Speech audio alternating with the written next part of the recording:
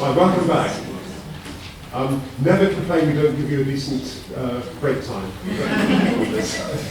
But I'm sure a very refreshing one as well. I just want to quickly introduce Sharon, who, as you know, is the Director of the Museums Association, and she's going to take, I hope, many of the lessons that we've had over the last day and a half or so, but bring it back into us as individuals and our responsibility as museums and people to make a change in the world. Is that right?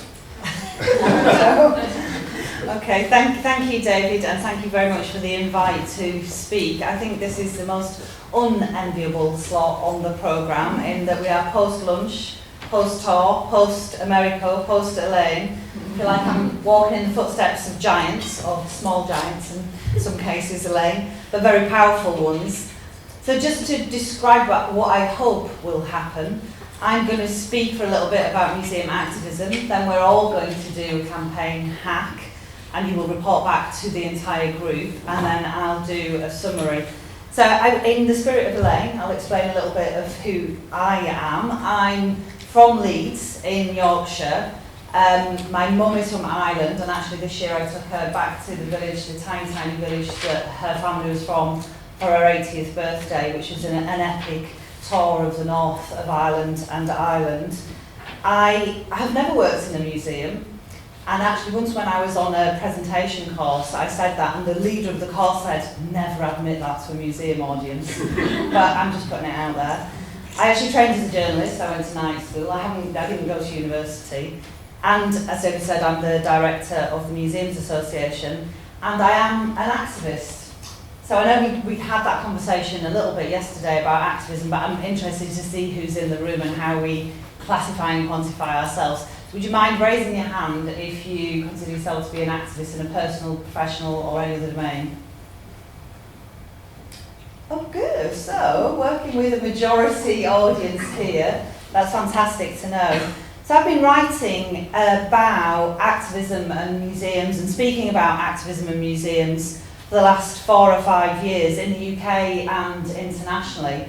I'll speak a little bit at the end about the book that was published on museum activism and the chapter that was circulated that I contributed to that. But most recently, for example, I spoke at the EXCITE European Science Centres conference on activism, and that was fabulous. I actually did a similar kind of workshop with the delegates who chose, self-selected, to come to that, and then they did a campaign hack and took their activism into the conference, into the main auditorium, and into the discussions and the debates. And it's amazing for me to see the idea of activism in this sector gaining traction. But I think it's always important to be rooted in context and the current contemporary landscape. So what's the problem? One of the things I've tried to do, and I know we all do, is reflect critically on the challenges that we face and our communities face. And to do that, we have to think about what's happening without the walls of the museum. Brexit and the proroguing of Parliament has really dominated the news agenda in the last couple of weeks, and I suspect there are many people in this room who have become obsessed with looking on Twitter and at media and watching late-night parliamentary debates to follow what's happening.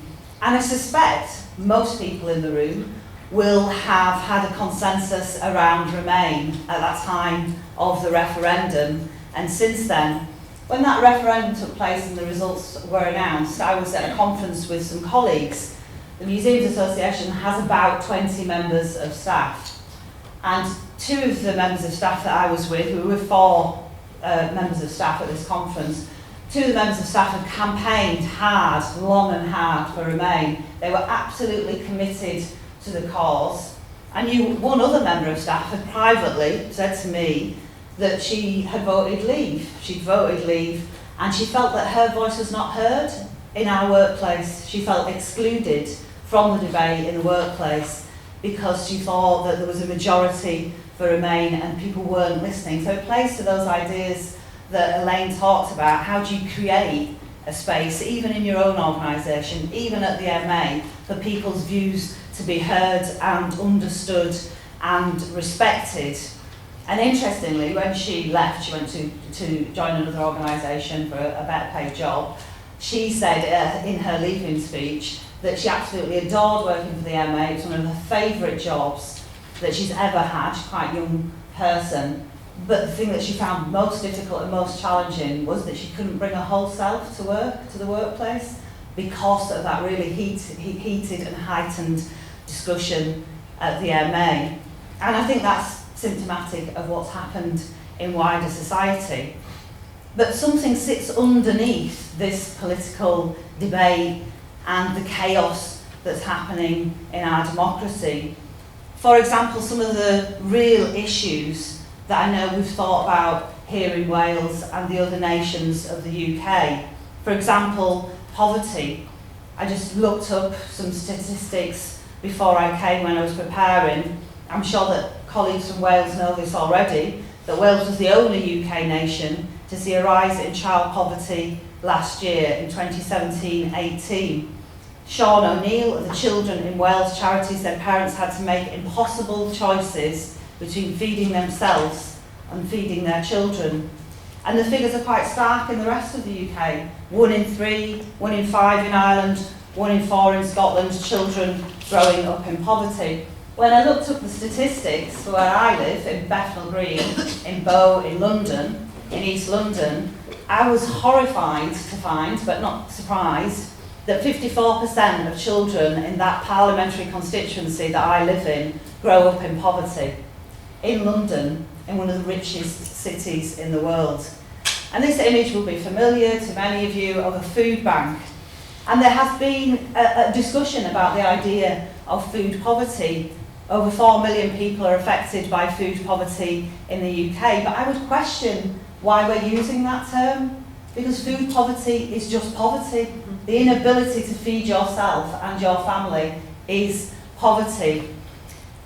We know that homelessness is on the increase in every town and city in the UK. We can see it here in Cardiff, it's the same in London, it's the same in many cities across the UK. It's a visible reminder on our streets that cuts in benefits and cuts in social services mean that people are slipping through the holes in a non-existent safety net. Now, I've used that phrase, non-existent safety net, and I was quite shocked and horrified to read a story in The Guardian just yesterday that talked about the failure of a safety net. And it was the story of Melanie Smith, and the headline is, "Mother searches for answers a year after daughter set herself on fire in a council housing office." And the woman was fearing addiction. She was a woman my age. She was a poet, she was an artist, but she'd fallen behind into arrears on her rent, and she was fearing eviction and has mental health issues. In the article, it says there's no way to untangle the web of factors that contributed to Smith's despair, but austerity policies have been linked to tens of thousands of extra deaths and a rise in suicide.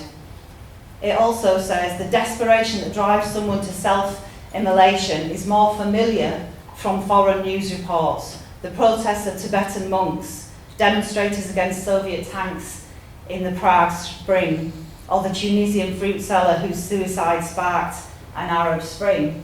But that happened in our country a year ago, and actually I don't think there has been a lot of media coverage of that, and there certainly hasn't been an outpouring of protest and campaigns. We live in a time of climate crisis.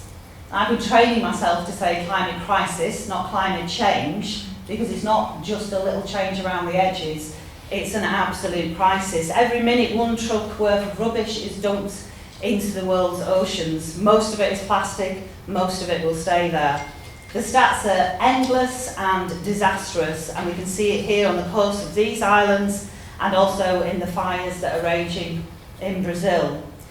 Elaine talked about proto-fascism, and there is a spectre haunting Europe of populism and the rise of the far right, intolerance and division in all of our communities. Nowhere any more so than in the UK, where the current political crisis is exposing those raw divisions. So it's easy to point out what's wrong, and many of us will know that from our own experience and from the experiences of our family, our communities, the visitors to our institutions. But what is the solution? Well, we cannot, I don't think, rely on the generosity of the rich to fix things. The new breed of so-called philanthro-capitalists are not going to bail us out. This is Jeff Bezos, the chief exec of Amazon. He pledged $2 billion to education and homelessness charities. But he gets to dictate how that money is spent and who is worthy. You will remember in April this year that Notre Dame Cathedral was set alight and partially destroyed. And the generosity of the billionaires who came to the table and pledged their money, how amazing, how fantastic that they were prepared to try to save and preserve that national heritage site in France. But that money has not materialised.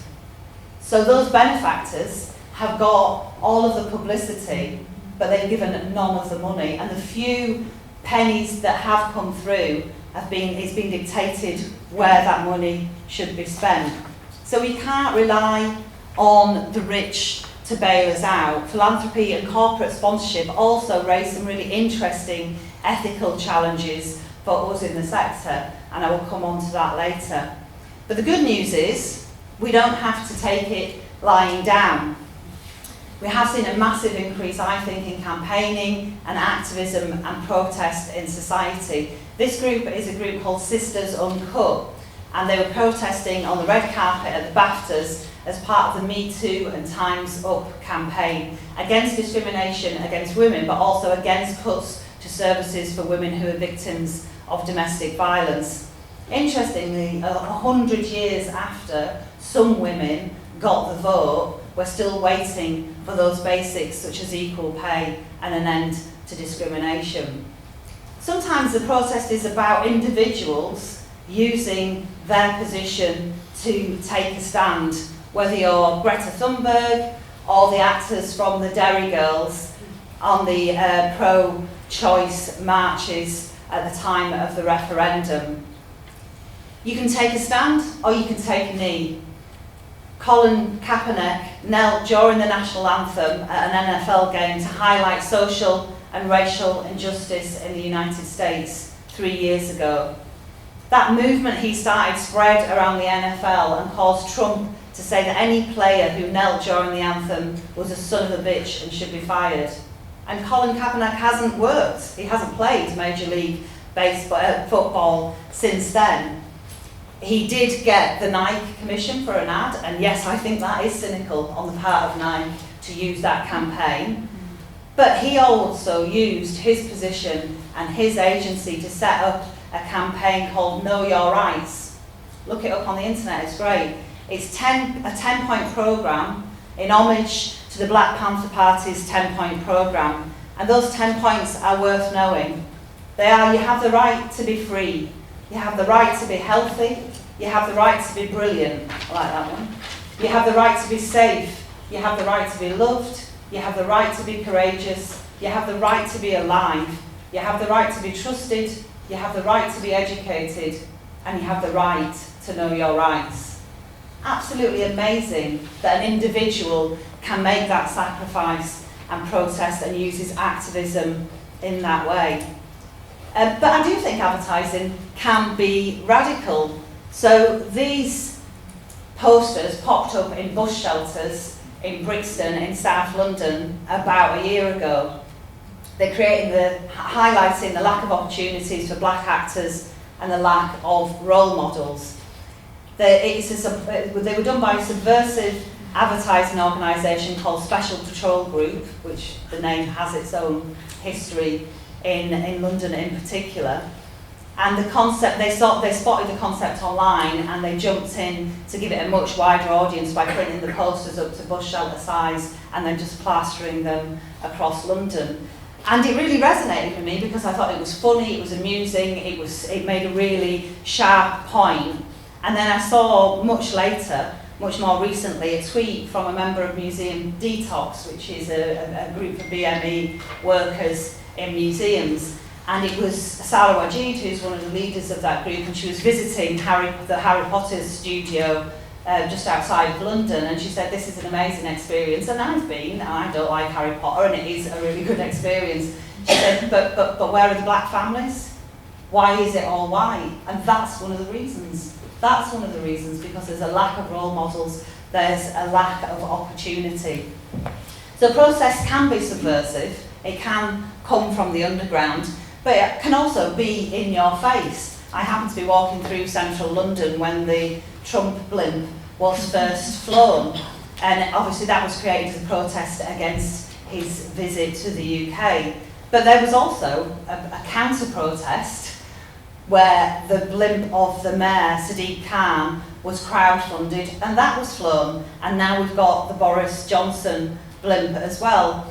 And several London institutions have talked about wanting to collect those blimps, and I think we often default to collecting and collections when we're thinking about activism and campaigning in contemporary society. And don't get me wrong, this stuff should be in collections, all of it, but if they are collected, they should be used to unlock conversations about power and gender and discrimination and democracy and abuses of democracy.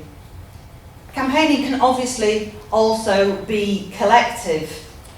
So these are some of the young people involved in the Extinction Rebellion protests. They literally feel they are fighting for their future, but my question would be, are we welcoming them and their protest into our institutions? The blimp protest reminded me that protest and activism can be amusing and it can be creative. You've got to respect the creativity of the placard writers. And again, many museums have collected these types of placards and the ephemera, but we've got to do more than just collect the ephemera. It's got to be, as Elaine said, more about be more than about just the exhibition and the collection. The issues are now more pressing than that. But protest is not always about big actions, and it's not always shouty, and it's not all demonstrations and placards. It can be about small actions too. I went to a Celtic football match for the first time last year, and when I was reading the programme, I saw that they had a response to activists within their fans. These three women launched an online petition to highlight period poverty and increase the visibility of women's issues in football. And that led to Celtic becoming the first club in the UK to provide free sanitary products at its grounds. So activism can have lots of different forms and can take its inspiration from different cultural sources. I'm sure some of you saw the Coen brothers film, 3 Billboards Outside Ebbing, Missouri. It really reminded me that making the campaign visible is especially powerful for people that feel they have no voice or feel that they are not being listened to. And we can use those ideas. So these lorries were driven around London when the inquiry into the Grenfell Tower fire opened, and they say 71 dead and still no arrests. How come? So cultural objects can be a force for activism, and they can have power and resonance and can be part of our campaigns. And we should remember that activism can be effective. Otherwise, what is the point in doing it? And we saw that in Ireland last year in the referendum. So all of this is context and impacts us and reminds us we cannot exist in a bubble. So the question is, how do we reconcile what happens outside of the walls of the institution and what we do inside? Can we provide the emotional and intellectual space in the cultural sector to have some of those challenging conversations that Americo and Elaine talked about? Most of you will know that the Natural History Museum has been touring Dippy the dinosaur, the cast, across the UK. And at several institutions that has been a site of protest, with Extinction Rebellion supporters holding die-ins. They're in Kelvin Grove here in Glasgow. And I think that poses two questions for us. Do we welcome and support and facilitate that activism? Question gone in the Duncan's in the room, so we can ask that question. But also, for the Museums Association and the rest of the sector, can we continue to accept fossil fuel sponsorship of our cultural institutions when we know the uncontested damage it does to the planet? And also, we will have observed that many artists have power and agency and are prepared to use it. Now, Golding, for example, has used her platform to protest Sackler sponsorship of cultural institutions. If we don't create the space for activism, often that activism will come to us anyway. So what form does museum activism take? What is our activism? I'm a trustee of the Museum of Homelessness, which is a relatively new museum. And to me, one of the conversations that we've had that has really resonated at the Museum of Homelessness is how do we use our collections, we don't have a space, but museums have spaces, to affect positive change in the world, to make a difference, to actively stand for equality and justice. And there'll be a spectrum of activity and activism. It could be the Museum of Homelessness actively campaigning with its community to highlight issues, change perceptions and bring about change. So one thing that the Museum of Homelessness has done recently is to work with the Bureau of Investigative Journalism to record death on the streets, to actually provide a record of the names of people who are human beings, who have died because they've been impacted and affected by homelessness. And this is a vigil that we held as the Museum of Homelessness. Activism can take different forms, and sometimes it can come through the power of our networks. Elaine talked about networks, and the networks are a really valuable and vital part of activism. There's been a real burgeoning of networks in the sector over the last 3 or 5 years. If 10 years ago we'd asked what our networks were in the museum sector, I think it would have been the federations and it would have been the subject specialist networks. But now we've got activist networks such as Museum Detox, we've got front of house networks, we've got Museum as Muck, a network for staff from working class backgrounds, Space Invaders, a network for change, women's networks, LGBTQ networks, networks around disability. And I think that's a sign of a really healthy sector, that people want to come together on specific issues to create change. And what I have observed with those networks is that often they start as peer support. If you think about the name Museum Detox, it's really interesting. So people want to detox the experience as a BME person of working in our sector. And they come together for peer support and professional development opportunities, and quickly evolve into trying to make change more widely in the sector and for our audiences and with our audiences. And we, the Museums Association, are a network, and I want to talk a little bit about our journey to activism. 2 years ago, we changed our mission, vision and values. And they're rooted in that wider context and the discussions that we've been having over the past few years. And that part was about being more than just a membership organisation and more than just a network. It was about being a campaigning organisation. It's not been a smooth or even journey. There's been setbacks and achievements along the way.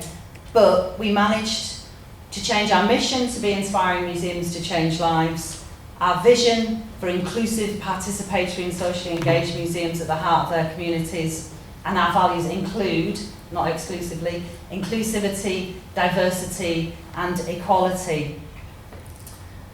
And that's really made a case to the rest of the sector about what we believe in as an organisation. And the growth in membership that we've had, I think, is testimony to an affirmation of that direction we've taken. We've gone over the course of 5 years from an organisation of around 6,000 individual members to over 11,000 individual members within the last month. People have voted with their feet, and that's important. because we can say to the detractors and those that don't believe, you don't have to join, but lots of people are joining us on this journey. And a lot of that is because of our flagship campaign, Museums Change Lives, that many of you will be familiar with. When we launched that 7 or 8 years ago, it was just based on the simple but radical idea that museums can make a positive difference in society working with their communities. But we absolutely viewed it as a campaign. It is our campaign to support museums to work in this way. This is a manifestation of our activism. And we had to campaign long and hard to get understanding, acceptance and traction for the 3 themes, which are just enhancing health and well-being, creating better places to live and work, and inspiring debate and reflection.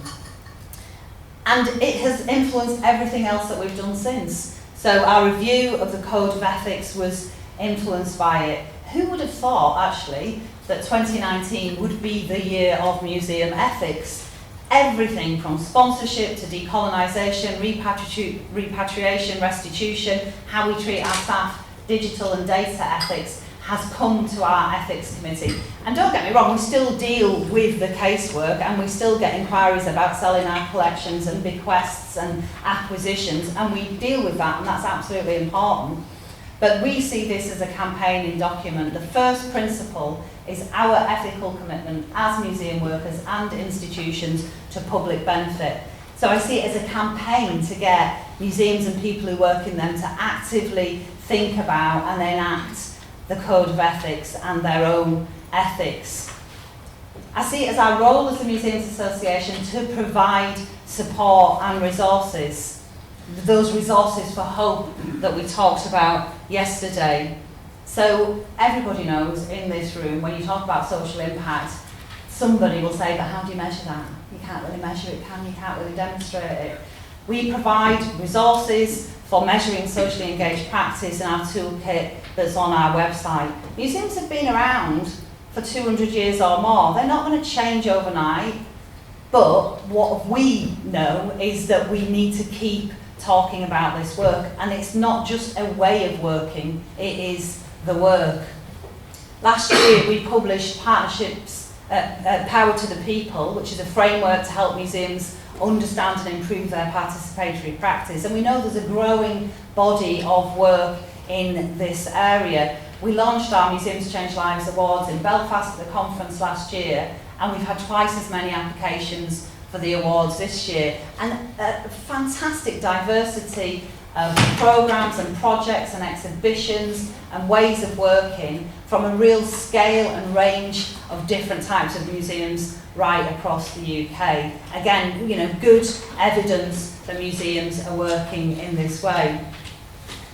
We also launched a pilot programme, Partnerships with Purpose, which is just simply based on the idea of putting community organisations, third sector organisations and charities in the same room as museums and cultural organisations and seeing if partnerships and connections can be made. And it was a bit of kind of long-term thinking. When we first devised Museums Change Lives, we brought together a round table of charities and third sector organisations and some museum people, and we said to the people from the charities, what do you want from museums? And the thing that they consistently said was space. We need space. We haven't got space. We're a small local charity or even a big national charity or an umbrella body, but we have the people and you've got the space. And so this was just an opportunity for us to test the idea that if you put people in a room together, can you create new connections? And one of our latest publications is Empowering Collections. And you might wonder why there hasn't been a lot of talk about collections over the course of the last 2 days. Why would we publish something on collections? Well, I think it is, you know, they are the USP of museums. They can't operate well without collections, and I would say the connections they make with people. We do have a track record of publishing and researching in this area, and also funding into collections work. But most importantly, the critical reason that we publish this is because we know, or I think, that often it is the collections which is where the power lies in an institution. So those that work closely with collections often have most authority and control and say in the institution. Now, I know there'll be collection staff that will contest that, but I'm just speaking generally. And the findings from this research, which involved consulting over 1,000 people who work in the sector, were the themes around relevant collections, empowering collections, and dynamic collections. So it was absolutely speaking to our values in the sector, and also that idea about bringing about a culture change in how we use collections. So having said all of this, that's some of the resources. They're all free and downloadable on our website. We have to recognise that the Museums Association itself, as an organisation, we are part of the establishment. We are one of the oldest associations in the world. I think we're about 130 years old. That's like a lot of history behind us. So part of our journey of change has been thinking about what we do as a membership organisation that delivers CPD and events and conferences and content, when we know that there's a problem in the UK cultural sector in that our workforce and our audiences don't represent the diversity of our communities. Each year we do a survey of members, some of you may have filled it in, and we get, you know, a fairly representative sample survey back, and the results of that will come as no surprise to people in this room. People who work in museums are more white than the general population. We are less likely to be disabled, and women vastly outnumber men, except in positions of leadership.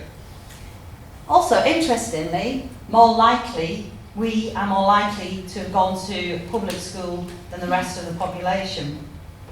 So I think the other interesting thing about this, UK population MA members, is public body chairs. So the chairs of some of the institutions in which we work are likely to have had a public school privileged education.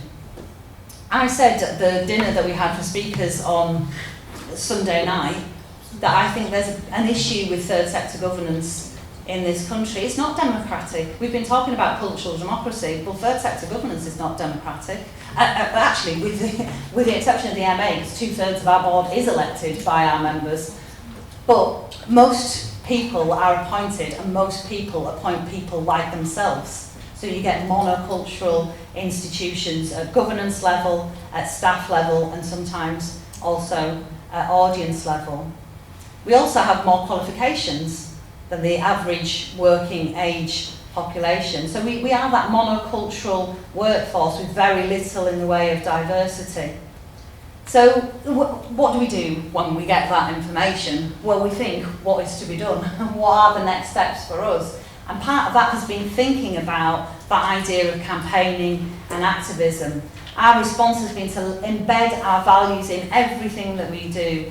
They run through our programmes, our funding, our collections work, our CPD, our conference. We know we've got a platform, and we know it's a powerful platform, and we use it to showcase change and activism to the sector. So, for example, the Festival of Change, which we began running around our conference over the last couple of years, created and co-produced with transformers and people outside of the museum sector. So, for example, Charlie Craggs running her transphobia nail bar at the conference in Manchester.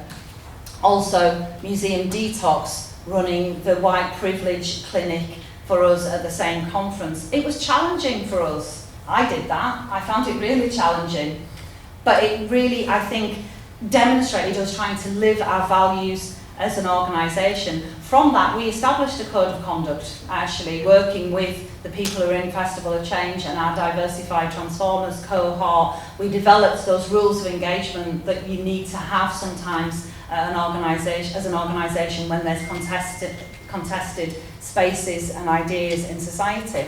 And this year at our conference in Brighton, where the theme is sustainability and ethical museums in a globalised world, we have given the curation and creation of the Festival of Change to Culture Declares an Emergency. So I don't know what they'll do. I've said you can do anything that you like. You can be disruptive, you can be disrespectful, you can challenge us, you can come into the AGM, because it's your festival of change and we want you to bring those issues to the table. But we don't just give this work a platform, We also fund it through the Esme Fairbairn Collections Fund. Now, we could have run the Collections Fund as we had previously, just giving money for innovative projects around collections in the sector. You know, you can pour a lot of money into that hole. But we decided it should meet our values as an organisation, so we changed the criteria to make it more about actually how you use your collections and how you work with communities and how you develop your socially engaged practice. So this was a poster for an exhibition in Sheffield about that city having a history of 200 years of protest. And I was really interested and intrigued to see in the cases in that exhibition. On the left-hand side, they're talking about the miners' strike and the pit closures, and there is a roll of Margaret Thatcher toilet paper. I had, growing up in the 80s in Yorkshire, at the time of the miners' strike, I had a roll of Margaret Thatcher toilet paper. But what was interesting and fascinating was to see the Trump toilet paper there in that museum, and I think probably only in a museum could you see those two things side by side and understand that there's a lens of history and that there's a tradition of campaigning and activism, and that's part of our community history to have those. We know that there's a real wealth of brilliant work in terms of socially engaged practice, and that often within institutions you have to campaign to make it happen. We have to take people with us, and that means reaching out and bringing people into the institution, not just the outreach though, the in-reach, and it has to not be the usual suspects. We shouldn't be describing communities as hard to reach. The reality is they are easy to ignore. And I admire the work, for example, of the National Waterfront Museum and the work that it's done with its refugee communities. I admire the work that's been co-curated in collaboration with the parents of children with special educational needs and disability in the southeast of England. It would be easy for a museum to create a programme for those families and to deliver that programme to those families. But Sam Bowen, who is a mother herself of a child with special educational needs and a disability, said, actually, I want something that is designed with me and with my children and my needs and my family's needs in mind. She was lucky enough to be a museum professional, so she could enact that. And what started as a programme in one museum has spread to 14 museums across the southeast. Now you might say, well, so what? Museums do that kind of thing all the time. Is that activism? In Sam Bowen's words, she said, I am actively campaigning to get museums to live up to their social responsibility to include these families and their children. So she sees it as activism, and I think she should be allowed to own that activism. I really admire the work, and I'm sure many of you will be familiar with it, of Glasgow Women's Library. Not just the work they do in the library, but the work that they do in the city as well, taking over spaces to make the point about the lack of representation of women from different backgrounds and positions of power, but also creating pathways to governance as well, to try and change the governance of their own organisation and other cultural organisations to try and ensure that diversity. There's lots of different ways of campaigning and making change. Some are quiet, some are stealthy, some challenge us beyond our comfort zones. So I just want to take a pause here and do the campaign hack elements of the workshop. So if we can distribute and take one of these each.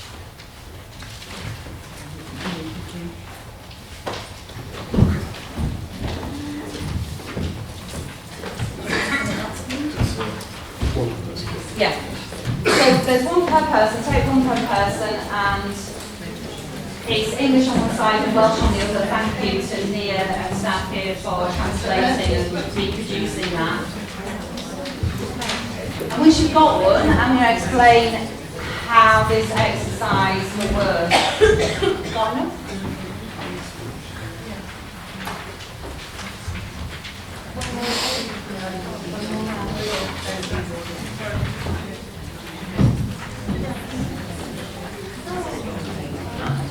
Has everybody got one?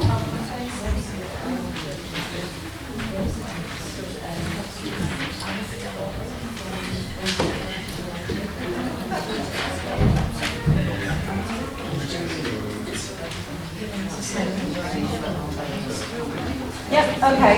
So we're just going to take 3 or 4 minutes to think quietly in personal reflection as just one person on the first question. What issues do you feel passionate enough about to campaign on, to be an activist on? And it can be anything. It can be small, it can be large, it could be collective, it could be individual, it could be using your platform, it could be outside of a museum, it could be inside a museum. Just I'm going to time 3 minutes for us to think about the one thing that we would like to be an activist on.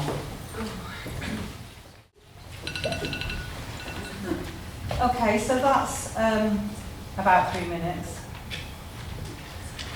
By now you should have an issue that you think you would like to be an activist on, or that you might be an activist in your museum on. And then the way this exercise works is on a very simple measurement of 1, 2, 4, all. So you've just done the 1 bit. You found your thing that you want to be an activist on. Now you need to find somebody, preferably that you haven't really chatted to over the course of the last 2 days, not somebody you're sitting with or that you work with or that you know well, somebody you don't know. And take 2 minutes to pitch the idea to them, and then listen to them pitch it to you for 2 minutes, just as an explanation. Before you move, I'll say that then the pairs will find pairs, and in the 4, you find 1 issue that you're going to take forward, and you work through the sheet and another sheet that I'll give you to try and develop the campaign and to work out the activist idea. So if you stay in the room here for the pairing bit, the first pairing bit, just cluster around. I will start, when you've all found a partner, I will start the 2 minutes, 1 person pitch. I will tell you when it's that time to do the next one, 2nd person pitch. And when we've done that, we can go into some of the other outside spaces. Is that clear? See some puzzle faces, but if you start getting up and moving, it'll work. 2 minutes each to pitch your ideas to each other, so you should have a good understanding now of each other's ideas for activism. So now the pairs, we're going to find pairs, and we can take the conversation out of this space. So Nia can, once we've got, each pair has got a pair, we can go out, and we're going to do it as soon as people are settled, 10 minutes, 1 idea, and work through the questions, the rest of the questions on this sheet, but you can also use this campaign planner as well if you want, and then we'll come back and should have time, will have time, for a feedback into the room about the campaign activist ideas. Good? Yeah. Okay. Hey everybody. Take your seats. If you take your seats, we've got a few minutes for feedback and then a quick summary. I hope you found the exercise useful. Feel free to steal the idea. I stole it off somebody else who was quite prepared to share. Does any group want to start with feeding back about what the campaign was and what they were hoping to achieve? You don't have to fill the whole sheet in. It's not homework. It won't be marked. I'm just interested in us sharing our ideas. Does anybody want to kick off? Great, fantastic.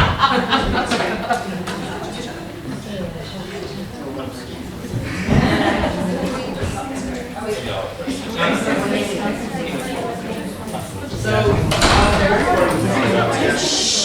can you just listen to first feedback?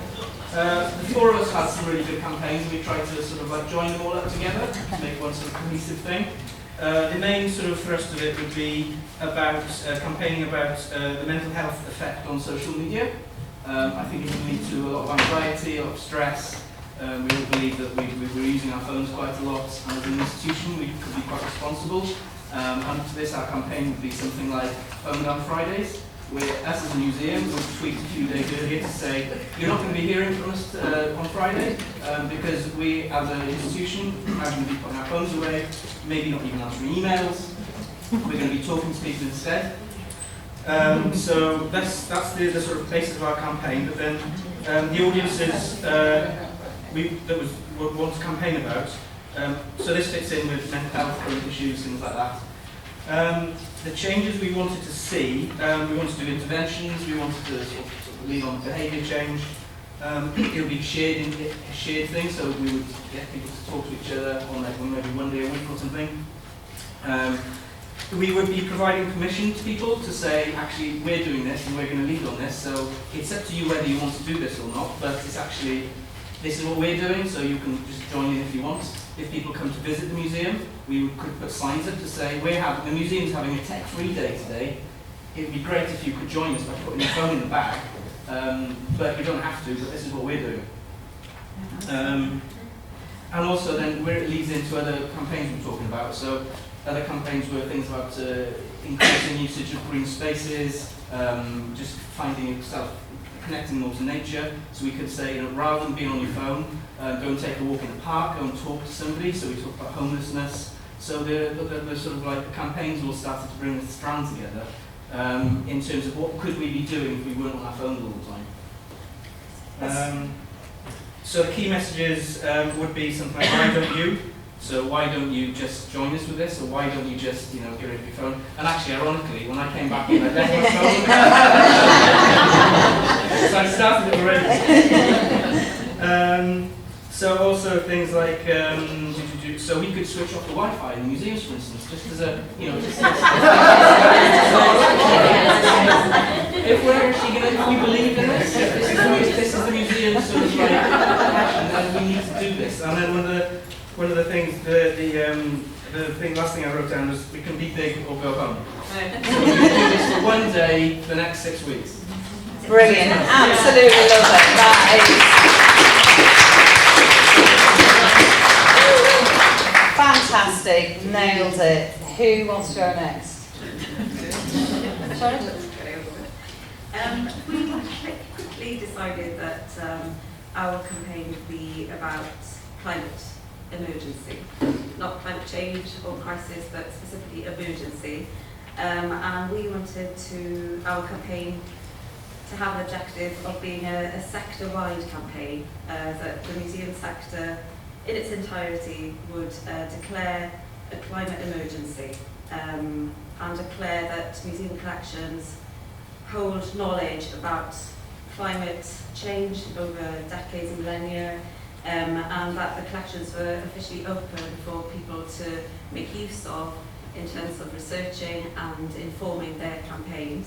We talked about being able to influence policy and lobby as a sector, but also to provide, open up our spaces to young people who wanted to mobilise around this issue and get the information that they needed to make their point and voices heard. We talked about inviting people like Extinction Rebellion to take over museum spaces and collections, to identify which collections help them to make their point and to bring the sector to a standstill until people actually listen to their voices. Have I forgotten anything? So we were going to facilitate debates around solutions, providing people with examples or ways to make a difference one by one. Fabulous. I think that deserves a round of applause. Right, who next? I'm not going to make people go if you don't want to go, but does anybody want to? Owen. Okay, so we come from different spaces. You wanted to talk about Independence for Wales, talk about rights, food poverty and child safety. So we thought, okay, well, let's create a space for listening, understanding and learning. So we would go to communities and ask, what do you want to talk about? We would provide facilitators and resources, a web presence for debate about things that polar opposites don't meet in the middle. So, for example, if I want to talk about Welsh independence would decrease child poverty, I've got no facts to back that up, but it would provide space for me to discuss with people who completely disagree with me without the vitriol and the mental health issues that happens on social media. And we'd work for compromise or understanding in that space. So that's basically it. Do you want to add? Yeah, just making sure that we talked a lot about that safe space to be able to have those debates. So by having it sort of facilitated by a museum, having people that are facilitators or mediators within there, in it be a physical room, be it an online presence, they're helping kind of share and pause people to listen to others. We talked about devices, about asking people to repeat back what they think they just heard, to be able to question rather than just listening to a statement and thinking about what their next reply is to kind of counteract it. So looking at ways that we can just open dialogue within communities, so again spaces outside of this, well, the museum or spaces within it as well. And hoping that actually might even be able to spark up, talked about using the collection that we have to be able to inspire some conversations or looking at different ways of seeing these sort of areas of concern or questions as well. Brilliant, fantastic.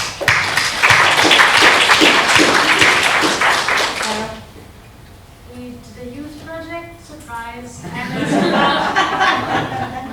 it's about the environment because that never gets boring. So we talked about that most campaigns are about death, death, death, end, Amgueddfa, and that's very scary and makes people want to look away. So we wanted to come up with a campaign that makes people look and also tries to give them back power in a small way and tells them these are things that you can do. The target audience would be young people and then also just general high street non-museum goers, coming back to that. And it should be funny, unexpected, and give people a feeling that there's things they can do. Stakeholders and partners would maybe be schools and youth groups, young creatives and activists, and charities or groups that are lobbying around wildlife, climate change, and environment. Strategies and tactics would be collaboration, tongue-in-cheek, unexpected, and creative. And our resources from the museum side would be unused taxidermy museum staff, and we would look for public spaces such as empty shops. We're not classing the museum staff as unused taxidermy. Very glad. Sorry, does that sound like that? A timeline would be to recruit young creatives, to look collaboratively at the taxidermy that we have, to select key animals and key messages, and then find locations and write texts and create installations. What that looks like might be all of a sudden you see a camel and writing on the wall says camel only needs to drink every 4 weeks. Is that enough for you? So it makes people re-engage and look again, because we all know and we've all heard it, but it's a big thing. It's not going to go away. And we would collaboratively look at key messages around people, things people can do. Don't shower for 3 hours. I don't know what it is. We'd have to find that. And we try and get the public to buy into that, as well as hoping that the museum would collectively learn and sign up about these things. It's small, but what can I help? It's small, it's beautiful, it's resources for hope. Thank you. Any more quick ones? Heather? Go. Well, I work for the Wool Museum, and we're about to launch this month our fashion revolution. And that whole campaign is around the Welsh woolen industry and how we've identified that a lot of our senior sort of crafts people in the industry are about to retire, and there's no apprentices going into that. And if they are, they're never quite getting to completing their apprenticeship. So we're in real danger of losing that knowledge of how to operate these machines in maybe a generation, and that's about all we've got. So we're looking at ways we can engage with young people and trying to show them that the Welsh wool and that whole textile industry is still there and it's worth saving, and that there's possibly even careers there for them, be it in actually producing the textiles or designing new ways that it can be used. It's there. So we've started putting together a 3-year plan to start with, just to make them aware of these issues, discuss fast fashion, why is there textiles going into landfill, and why are we still using synthetic fabrics when all they're doing is breaking down into microfibres that are now clogging up our waterways. Yeah, so if we can upskill, it'd be brilliant. And if we can save the heritage crafts, then that's the ultimate goal. Fantastic.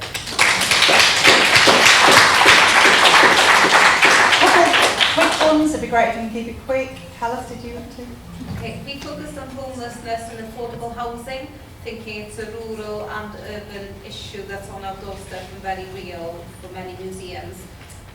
Please jump in here. Also, in terms of thinking the number of children and families that are homeless, it's not just those individuals at our doorsteps, but that is something we should be thinking proactively about what we can do. Thinking that we could take advantage of the fact that the number of our audiences are white, middle class, and really care about issues and want to try and help. So actually, how do we galvanise them or support them to actually be proactive in supporting our communities, not just thinking that by visiting an exhibition that we say we've worked in a project with, but actually how do we find solutions. In terms of the messages, we talked about that everyone has the right to have a safe home, that anyone could find themselves homeless, and to make those personal connections, that this isn't something that just happens to someone else, but that anybody could be in this position quite easily. And in terms of thinking about how we can transform our public spaces into supportive spaces, so that we're not just there clearing the steps because we've got a nice reception and we want to hide it away. Actually, how can we really work with agencies to provide those services within our museums, since they are there anyway, rather than pointing them to somewhere else? Just finally, so it was gas for me because it's obviously Dublin and then Cardiff and then I can't remember. And but we were talking about it was a universal issue, and the idea of it not just being statistics, and it is actually a very real crisis, but also then with that core audience that we have, finding the connections within our collections that pertain to this. So whether it's issues of safety, whether it's issues of mental health, or whether works that in some way can inform I suppose different aspects that contribute and lead to homelessness or have led to housing crises across periods in time in history as well. So that we're introducing it in a way that also seems very real to the collection as well. The collection can contribute to telling this very live story and very real situation. And it means then it's not just a temporary exhibition which will disappear, but it's something that can be revisited. Perfect.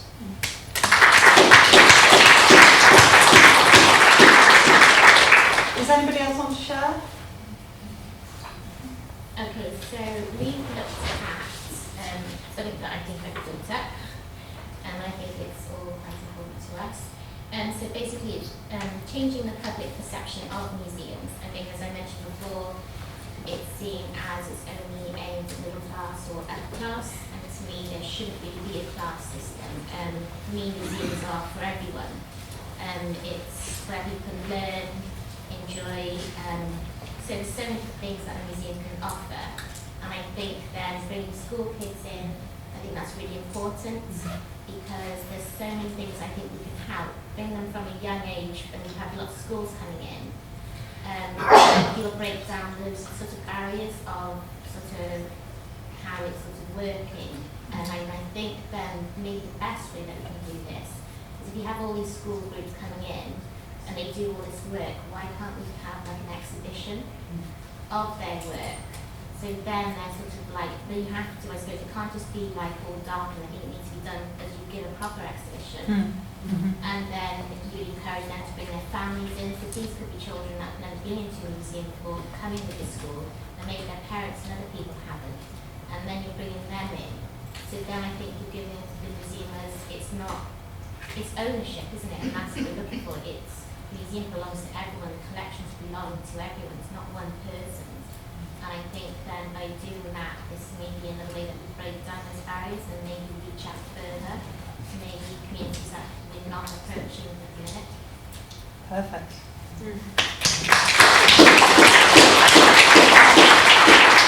Okay, thank you. I'm just going to quickly now summarise. Please do share your ideas, tweet me or email me if you've got further ideas, and if any of these ideas come to fruition. I'm particularly like the Fall Down Friday, because that seems achievable and can have a really great impact on us and with our audiences.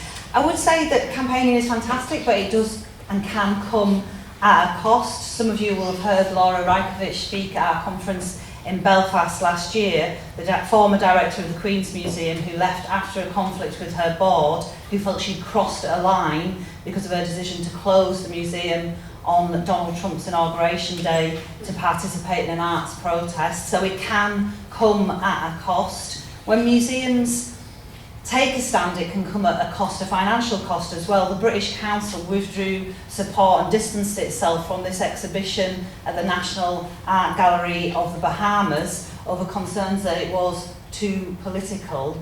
I mean, that kind of annoys me anyway. What's not political in the world? Ironically, the project was part of a series called Difficult Conversations, apparently not capable of having them, reflecting on the UK's involvement in the slave trade in the Caribbean, and the British Council was accused of censorship, and the gallery's director, Amanda Colson, said people were left with a general feeling of being silenced and exploited. And if it's just on the very fact that museums are not neutral, I think we should all at least be activists behind that slogan. I'm always reminded of the words of Eldridge Cleaver, the Black Panther, who's often quoted as saying, if we're not part of the solution, then we're part of the problem. But the sentence that comes before that quote in his writings is there's no such thing as neutrality in the world anymore. So I think we should remember that our spaces are not neutral. And there's lots of positive change happening, some of which I've referenced already and some of which is happening and is to come.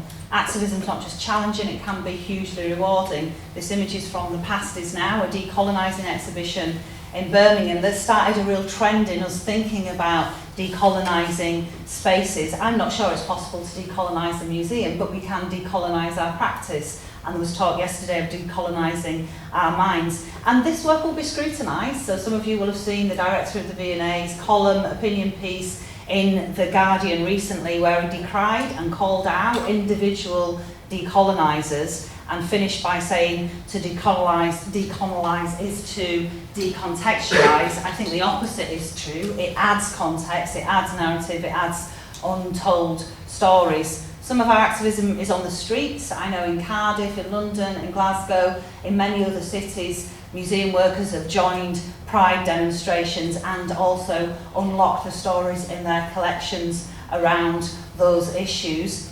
Some of it is about our issues as museum workers as well. So as you will have seen the strike at the Science Museum Group, the creativity of the placard writing there is absolute hats off. And also the user collections to tell their story. So they tweeted this object, and this object, the tweet accompanying it was, look at this beauty, Bellows cylindrical wage calculator from at Science Museum, which works out rates of pay in shillings, circa 1870, brackets, rumours that it's still in use at the Science Museum. So we can be brave and use our collections and social media to tell our stories. In communities that have been split by Brexit and at risk of further division, museums can be a space for inclusion. I always cite this case of the exhibition making at National Museum Wales as a really great one for involving people and giving people agency to create those spaces that are not down the end of a dark corridor but are in the heart of our galleries, the Who Decides exhibition here at National Museum Wales. That to me is activism, and there are lots of different examples. To bring people with lived experience, for example, of homelessness into the heart of decision making and into the governance of organisations, as we do at the Museum of Homelessness, that is activism. And it's people who are generally treated as other, who are ignored, who have no names, acknowledgement, and their history is not in our archives. And that to me is activism. To create new museums, such as the Vagina Museum, to break the mould, to change misconceptions and preconceptions is activism in our sphere. And also to break out of subject specialist straitjackets, to say we will explore the archaeology and the anthropology and the ethnography of the jungle in Calais, and we will co-curate an exhibition with former inhabitants, with activists, with poets and artists from the jungle, as they did at the Pitt Rivers Museum, where everything on display is from a temporary loan from displaced people, activists and volunteers who lived and worked in the jungle. That, to me, is activism. When we first discussed Museums Change Lives with our board at the Museums Association, we said, actually, you know, we can't do anything on our own. We're a staff of 20, we produce some content and some programmes. What we need to do is take people with us, but we need also a radical workforce to deliver it. But actually, that discussion at National Museums Liverpool, in David Fleming's office, at that board away day, was quite contested, and actually the board in the end voted against using the word radical. They actually had a vote against using the word radical. But that was then, and this is now. We have activism written into our strategic framework and our business plan. And the last point I'll finish on is this book, the chapter of which I wrote, that was circulated to delegates before this conference.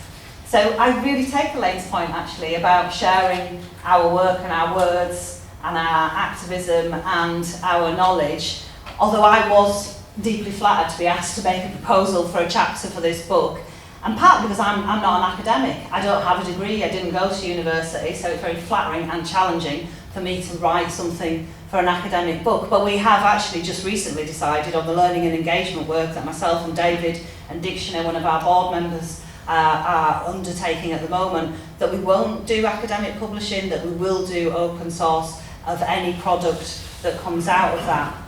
But I think the book is really interesting. I would encourage people to read the other chapters as well as mine. And the thing that really struck me was, because academic publishing takes so long, I did the interviews with the 15 people, some of whom are in this room, maybe 2 years ago, 2.5 years ago. And I asked people at the beginning of those interviews, are you an activist? And the majority of people who I considered to be activists said, oh, no, not really an activist. No, I'm not sure about the term, or activism's out there, and that's people lying down in the middle of the road and waving placards and being a bit shouty, and that's not what I do. When I went back to them, just before it was published, the vast majority said, no, you're right, I am an activist, I'm an activist, I've got to own it. And that's the change that we've seen in the sector, that I've observed in the sector over the last 3 or 4 years. As Richard Sandel and Robert James say in the preface to the book, museum activism involves work that is undeniably challenging and risky, but there is a growing and irresistible imperative to redefine the contemporary museum as an active agent in shaping the world around us and making it a better place for all. For me, this work is not a fad, it's not a phase, it won't go away, we're not going to grow out of it. It's an idea whose time has come. Thank you.